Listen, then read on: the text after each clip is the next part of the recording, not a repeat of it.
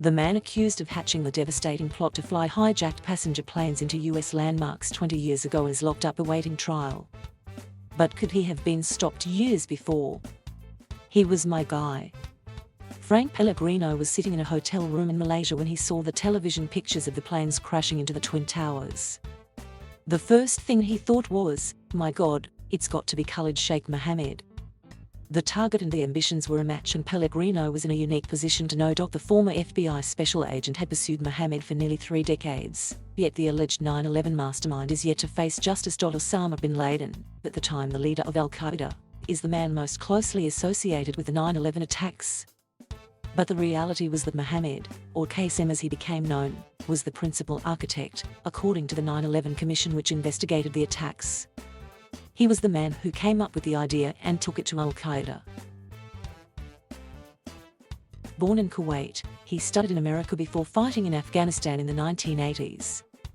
Years before the 9/11 attack, FBI agent Frank Pellegrino had been on the trail of the jihadists. Pellegrino had been assigned by the FBI to investigate the 1993 bombing of the World Trade Center. That was where Mohammed's name first came to the attention of US authorities, because he had made a money transfer to one of those involved. The FBI agent realized the scale of Mohammed's ambition in 1995 when he was linked to a plot to blow up multiple international airliners over the Pacific. In the mid-1990s, Pellegrino had come close to getting his man, tracking him to Qatar. He and a team went to Oman, from where they planned to cross into Qatar and arrest Mohammed. A plane was ready to bring the suspect back, but there was resistance from US diplomats on the ground. Pellegrino went to Qatar and told the ambassador and other officials at the embassy that he had an indictment against Mohammed for the plot involving airliners. But he says they seemed wary of causing trouble in the country. I guess they thought maybe this was rocking the boat, Pellegrino recalls. Eventually the ambassador informed Pellegrino that Qatari officials claimed to have lost Mohammed. There was angst and there was anger and frustration, he says. We knew at the time it was a missed opportunity. But he acknowledges that in the mid-90s Mohammed was not seen as a high-priority target. Pellegrino could not even get him listed on America's top 10 most wanted. I was told there's too many terrorists in there already. Mohammed seems to have been tipped off about the US interest in him and fled Qatar, ending up in Afghanistan. Over the next few years KSM's name kept cropping up, often in phone books of terror suspects arrested across the world, making clear he was well connected. It was during these years that he went to bin Laden with the idea of training pilots to fly planes into buildings inside the US. And then 9/11 happened. Pellegrino's suspicions of KSM's role would be proven right when a key Al-Qaeda figure in custody identified him. Everybody realized it was Frank's guy that did it, Pellegrino recalls. When we found out he was the guy, there was nobody more miserable than me. In 2003, Mohammed was tracked down and arrested in Pakistan. Pellegrino hoped he would stand trial under the indictment he had worked on. But then he disappeared. The CIA had taken him to a black site where enhanced interrogation techniques were used. I want to know what he knows, and I want to know it fast, a senior CIA official said at the time. Mohammed was waterboarded at least 183 times, something described as near drownings. He was subjected to rectal rehydration, stress positions, sleep deprivation, forced nudity, and told his children would be killed. He would confess to multiple plots during that time. But a Senate report later found that much of the intelligence supposedly produced had been made up by the detainee. After details of the CIA's detention program were revealed, high-value detainees like Mohammed were moved to Guantanamo Bay in 2006.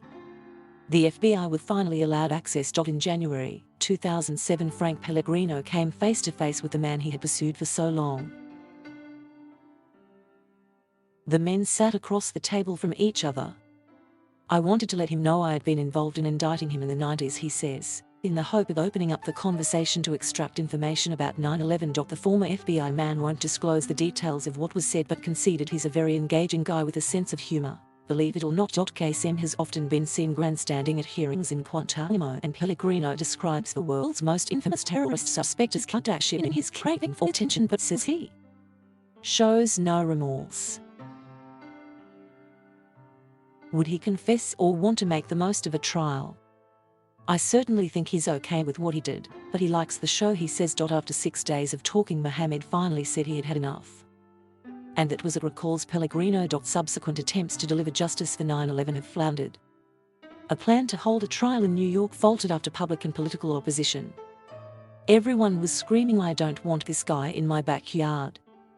Keep him down in Guantanamo," says Pellegrino, himself a New Yorker. Next came a military tribunal at Guantanamo. But procedural delays, compounded by the COVID pandemic closing the base, have made it a long drawn-out process. More hearings are taking place this week, but an end looks a long way off. The criminal defense lawyer has been on the case since it began in 2008. The original plan was to begin trials almost immediately. But they are still not even close to starting, he says, noting a newly appointed judge is the 8th or 9th judge that we have had, depending on how you count. The judge has to familiarize himself with around 35,000 pages of transcripts of previous hearings and thousands of motions in what Nevin describes as the largest criminal trial in the history of the United States. And it is the most controversial. That is primarily because the 5 defendants were all held in secret detention by the CIA and subjected to enhanced interrogation techniques. That has led to arguments over evidence being contaminated by what happened at the so-called black sites. The United States organized and implemented a clearly defined program to torture these men, says Nevin. Those methods provide plenty of scope for potential appeals against any convictions dragging on for years. Nevin won't disclose details of what it's like to represent one of the world's most notorious defendants. He says initially his client was deeply skeptical of being represented by an American lawyer, so there was a long process of getting to know each other.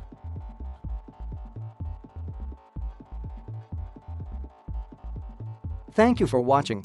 Please subscribe.